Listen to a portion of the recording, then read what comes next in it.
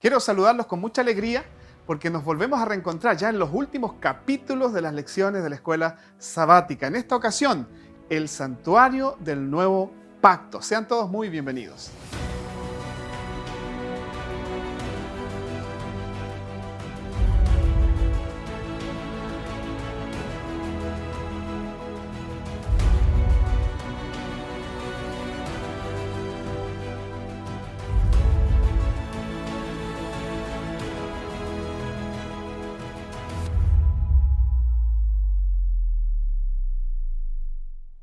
Es una alegría estar con ustedes otra vez en una nueva lección de la escuela sabática, donde vamos a seguir profundizando en un tema que nos ha convocado durante ya varios meses, el pacto eterno de Dios, la promesa del Señor. Ahora con un nuevo tema.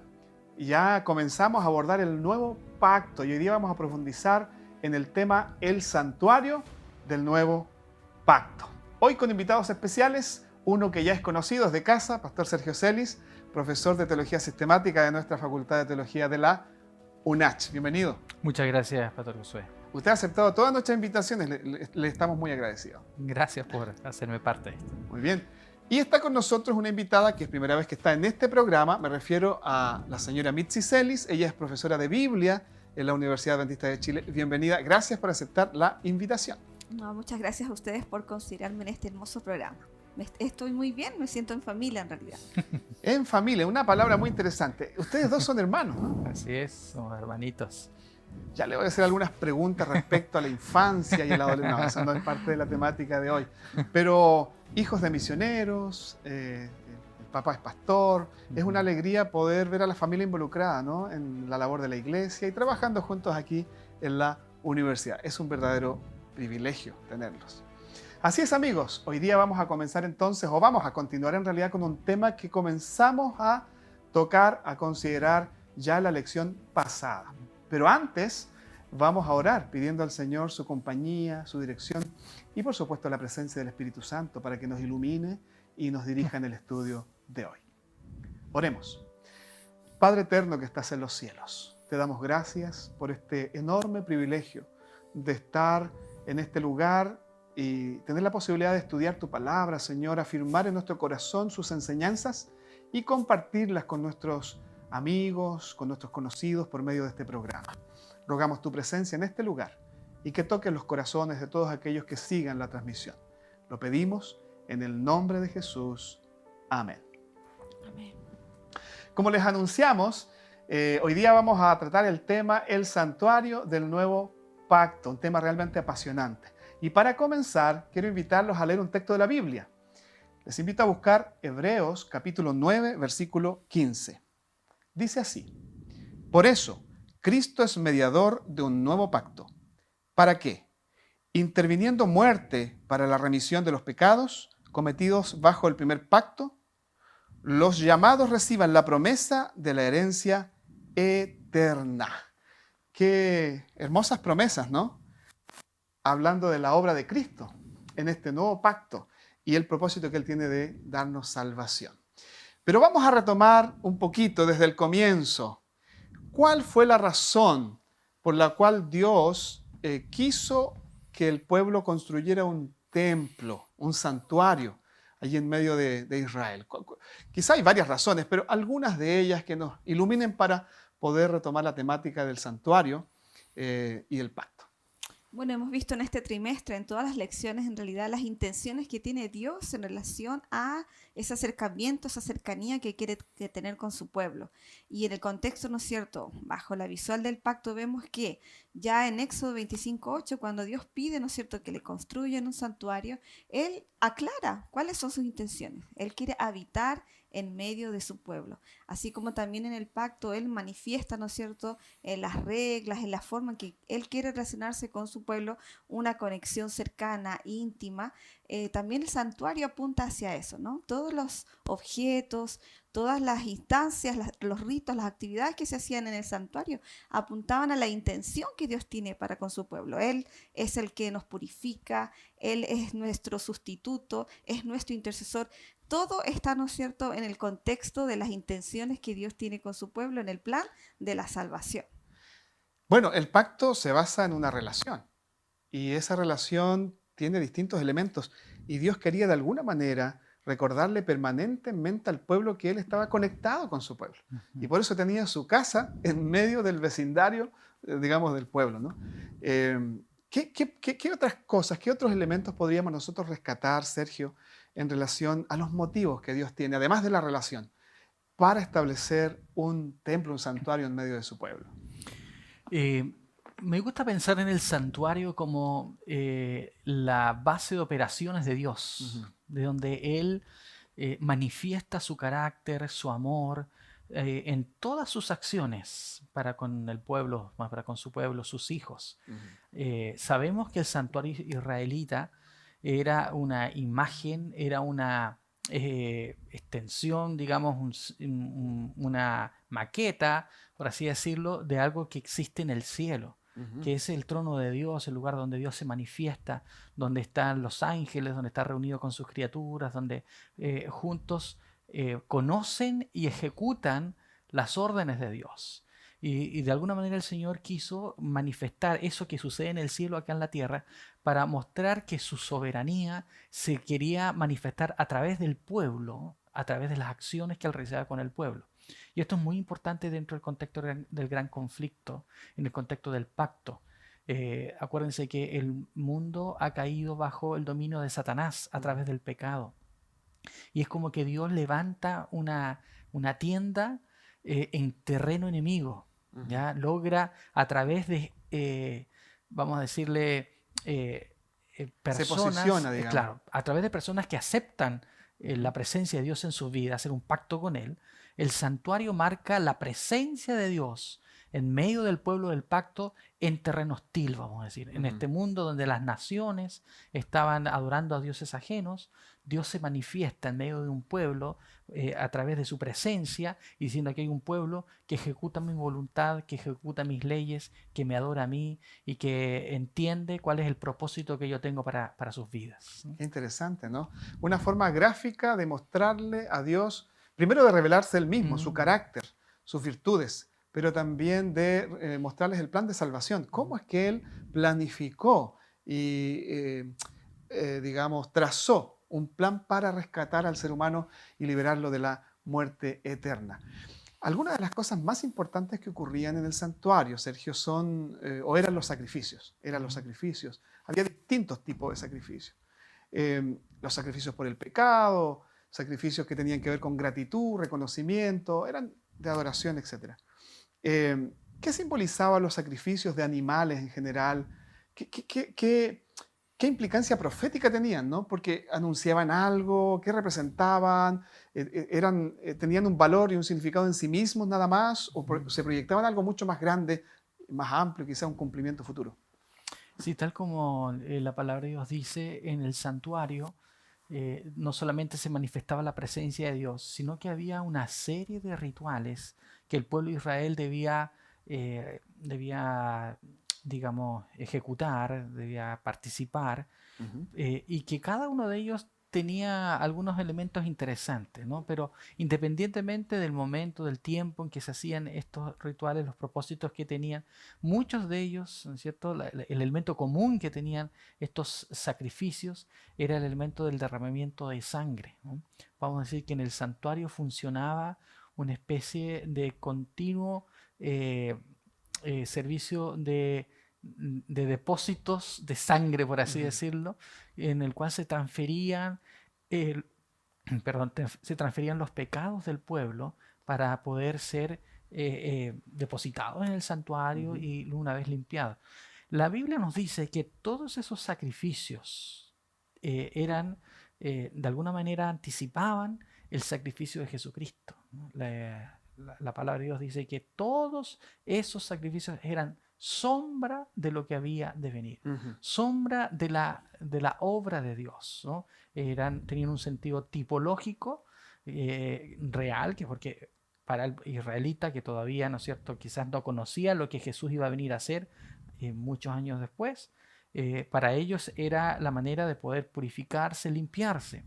Pero todo eso apuntaba a una realización mucho mayor, mucho más grande, un cumplimiento mayor en la persona de Jesucristo.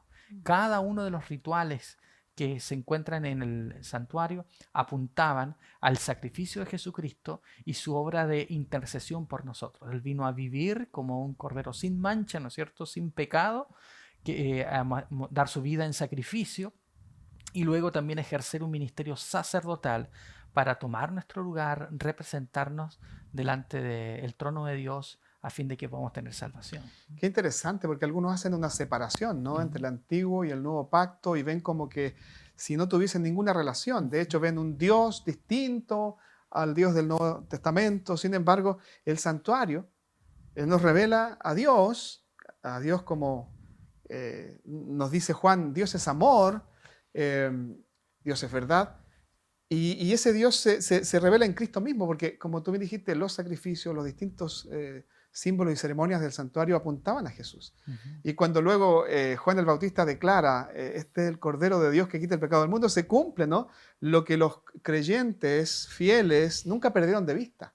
Algunos habían olvidado, algunos dejaron de ver el significado real de esos actos, pero otros lo tenían claro, ¿no? El Señor siempre tuvo personas que no perdieron de vista el significado de estos símbolos. Ahora, ¿qué importancia tendría para los israelitas? ¿Qué impacto tenía en su vida, en su propia conciencia, el ofrecer estos sacrificios? El llevar esa ofrenda viva, un animal, ¿no? Y ofrecerlo a Dios, ya sea por sus pecados o por algún otro motivo por el cual era requerido. La experiencia en el santuario y en el ritual, especialmente cuando se llevaba ese cordero, ¿no es cierto?, que sustituía a la persona que había cometido una ofensa a Dios, era, yo creo que bastante impactante. Debía hacerlo así para poder cumplir el objetivo. Los israelitas tenían una economía, una forma de vida de cuidar animales, ¿no? Esa era su principal actividad económica, por así decirlo, ¿no? Y llevar un animal era algo que costaba, algo que era parte, ¿no es cierto?, de Era algo valioso. algo valioso. Tenía que serlo, ¿no? Tenía que serlo para que ese acto, ¿no es cierto?, ese rito pueda realmente tener la seriedad, la significancia y que, ¿no es cierto?, que debería tenerlo al representar también finalmente a Cristo, ¿no?, como nuestro sustituto.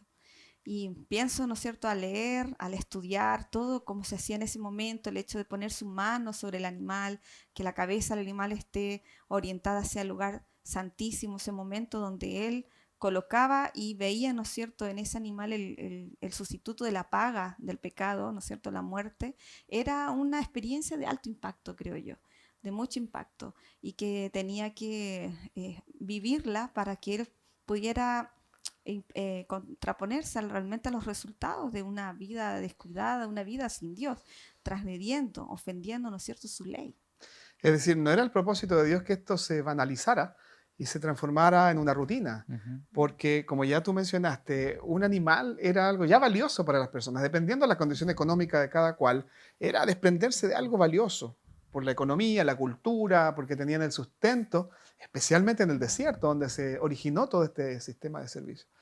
Pero luego está el tema de que Dios quería que los israelitas se mantuvieran siempre sensibles y expectantes frente al sacrificio venidero de Jesucristo. Porque la paga del pecado es la muerte, y es por eso que tenía que morir el Cordero.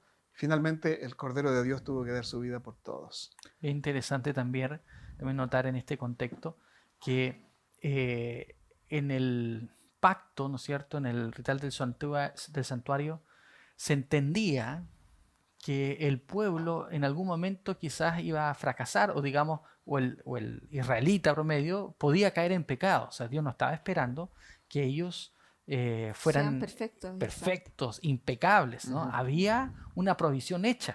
Es interesante eso, ¿no? Porque el israelita acepta las condiciones del pacto, vimos la ley, vimos, ¿no es cierto?, todos los elementos que incluye el pacto, pero el Señor le dice, mira, un momento, o sea, yo no estoy pidiendo que tú vivas una vida perfecta porque, o sea, en el fondo sí, Dios quiere eso, que vivamos una vida sin pecado. Sin embargo, Dios entiende que en nuestra debilidad y en nuestra ignorancia, en nuestra cotidianidad, en algún momento íbamos a fallar en algo. O entonces el Señor dice, mira, para los que pequen, esto va a simbolizar, esto va a significar de que aún así ellos quieren continuar en el pacto. El sacrificio mantiene, o digamos, o hace posible que el pecador continúe participando del pacto, ¿no? A pesar de su debilidad.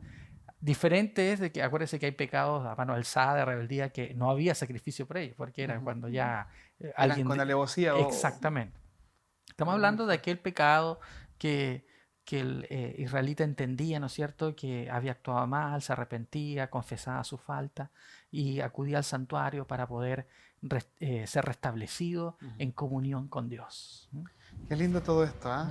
Y el pueblo tuvo este privilegio de primera fuente, tener toda esa demostración del amor de Dios, de ese cuidado paternal, que queriendo lo mejor para sus hijos, sabía que sus hijos eran imperfectos, entonces había una provisión para ellos. Así es, queridos amigos, estamos disfrutando de este tema, ya el tema número 11 de la serie de la Escuela Sabática, y vamos a hacer un pequeño alto. Manténgase en sintonía y ya volvemos.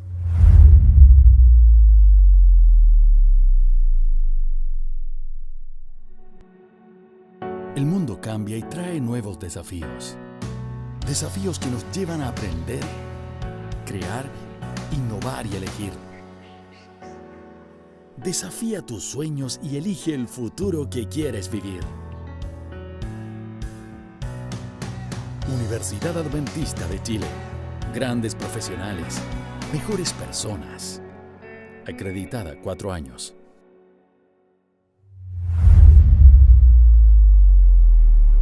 Ya estamos de regreso para seguir desarrollando este interesante tema, el santuario del nuevo pacto. Nos dice la palabra de Dios que Cristo es mediador de un nuevo pacto. Y yo tengo una pregunta para ti, Sergio.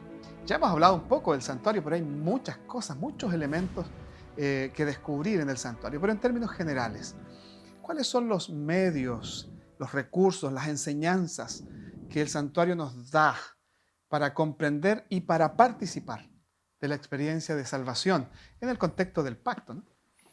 Sí, mencionábamos que el santuario es el lugar donde Dios se manifestaba en favor de su pueblo, para poder defender a su pueblo, para poder santificar, purificar, justificar a su pueblo. Todas las obras salvíficas de Dios ocurrían en el santuario.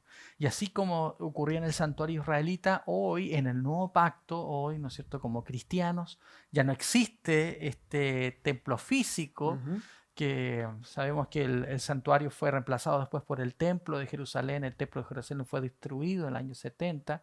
La muerte de Cristo de alguna manera marcó el final de los ritos ejecutados en el templo. Recuerden que cuando Cristo muere se rasga el velo, ¿no es cierto?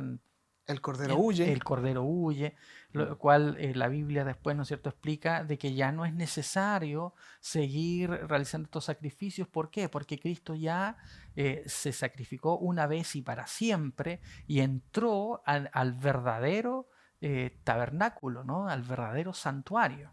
Y nos dice ahí, aquí Hebreos a capítulo 4, versículos 14 al 16, dice: por tanto, teniendo un gran sumo sacerdote que traspasó los cielos, Jesús el Hijo de Dios, retengamos nuestra profesión. No tenemos un sumo sacerdote que no pueda compadecerse de nuestras debilidades, sino uno que fue tentado en todo según nuestra semejanza, pero sin pecado. Acerquémonos pues confiadamente al trono de la gracia para alcanzar misericordia y hallar gracia para su oportuno socorro. Recordemos que el trono de Dios está en el santuario celestial. Y acá se nos insta a acercarnos a ese trono, y en ese trono encontraremos gracia, misericordia, oportuno socorro. O sea, nos muestra la iniciativa divina por proveer los medios para nuestra salvación. Un elemento importante, ¿no? El Señor nos amó tanto que envió a su Hijo. El santuario muestra esa iniciativa, la gracia de Dios ya provista por nosotros. Luego, ¿no es cierto?, nos muestra también que Él nos provee un sustituto, porque como hemos dicho, la paga del pecado es muerte. Pero a través de Jesucristo, esa muerte que yo debía haber sufrido, esa muerte que debía haber yo haber sido exterminado para siempre, ¿no?, Él sufre el castigo, Él sufre la pena que yo debía haber sufrido, ¿no es cierto? De acuerdo a los requerimientos de la ley, que son los términos del pacto. Pero el Señor, ¿no es cierto?, provee un sustituto, una salida alternativa para que nosotros no seamos destruidos. Y gracias a eso nosotros ahora tenemos acceso al trono de la gracia, ¿no? Se abre para nosotros, ¿no es cierto?, la cortina del lugar santísimo, y Cristo se presenta allí por nosotros, dándonos salvación, otorgando, ¿no es cierto?, defensa frente al acusador, frente a aquellos que dicen que nosotros debemos ser destruidos, frente a Satanás, ¿no es cierto?, que quiere que nosotros seamos destruidos.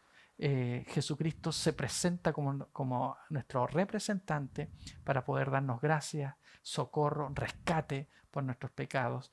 Y se nos insta a que nosotros depositemos nuestra confianza, depositemos, ¿no es cierto?, nuestra esperanza en la salvación ya ofrecida a través de Jesucristo en la cruz del Calvario. Desde ese punto de vista, entonces, el santuario se presenta como un elemento central en el plan de la salvación. Y los distintos hitos que han ocurrido en el plan de la salvación están conectados con el santuario, ¿no? Ya vamos a hablar un poquito de eso antes de terminar y quedar más o menos adentrados en lo que será la siguiente lección.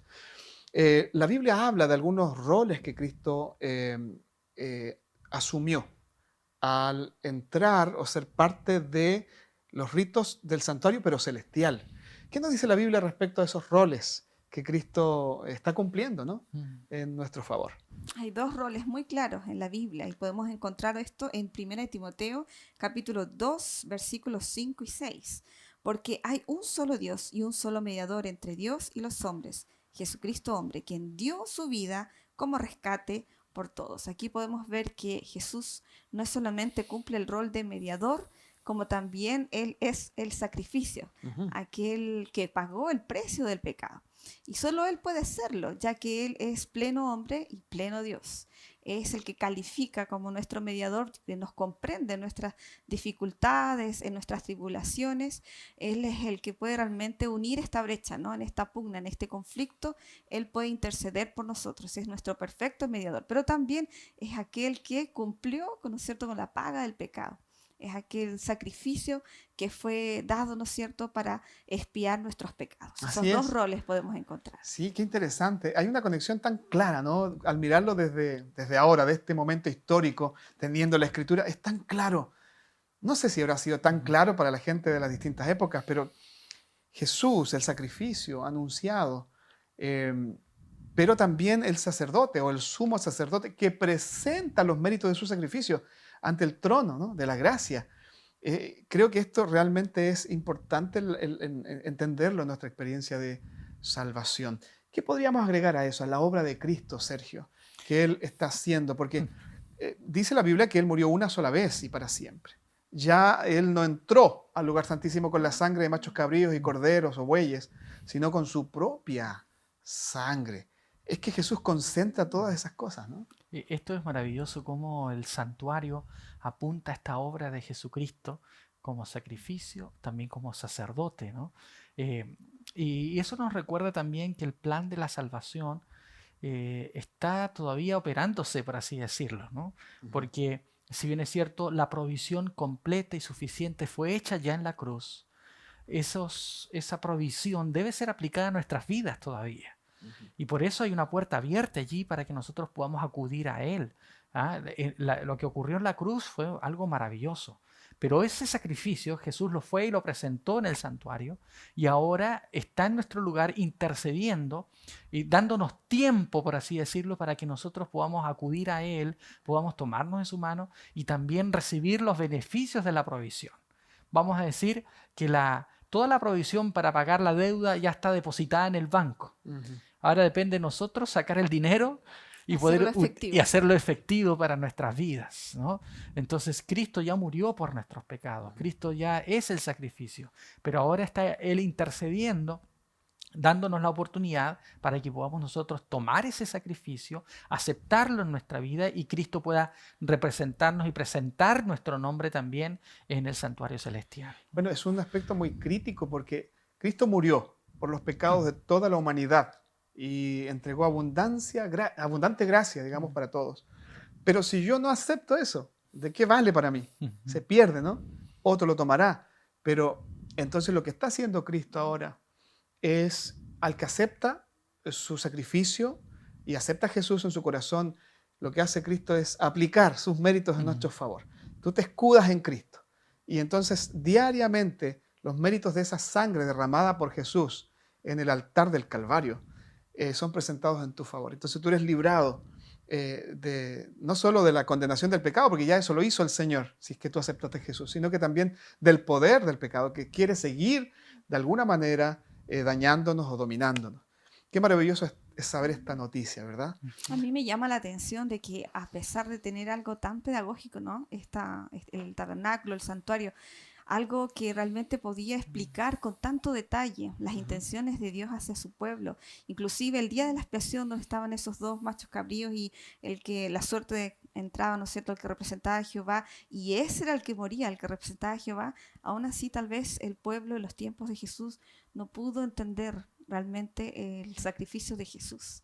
¿Será que nos está pasando lo mismo a nosotros, que tal vez teniendo la evidencia frente a nuestros ojos con mayor tiempo, será que no estamos haciendo válido realmente lo que significa el plan de salvación, la esperanza que podemos encontrar en todos los elementos que están a nuestra disposición para poder hacerlo válido en nuestras vidas? Creo que se trata ya de una experiencia personal, diaria, íntima con Dios. Tenemos la palabra, tenemos la revelación, tenemos al Espíritu Santo que nos puede impresionar cada día, ¿no? Para valorar en su magnitud cada vez más lo que Cristo ha hecho por nosotros, lo que está haciendo por nosotros hoy y lo que hará muy pronto porque vendrá a buscarnos.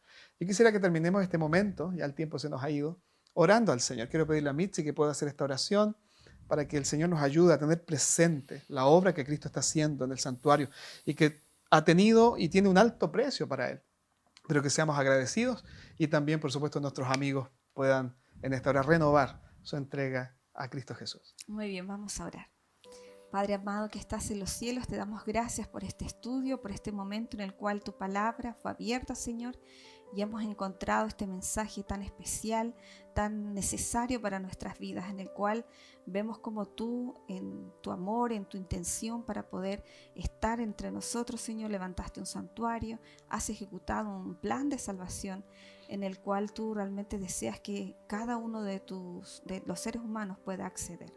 Ayúdanos a que realmente con la dirección de tu Espíritu Santo podamos realmente hacer válido este plan, que podamos tomar conciencia de que aún hay tiempo para poder derramarnos, para poder confesar nuestros pecados y poder acercarnos a ti confiadamente, porque tenemos un intercesor, un mediador, el cual puede, Señor, hacernos presentarnos ante Dios como personas salvadas, como personas purificadas.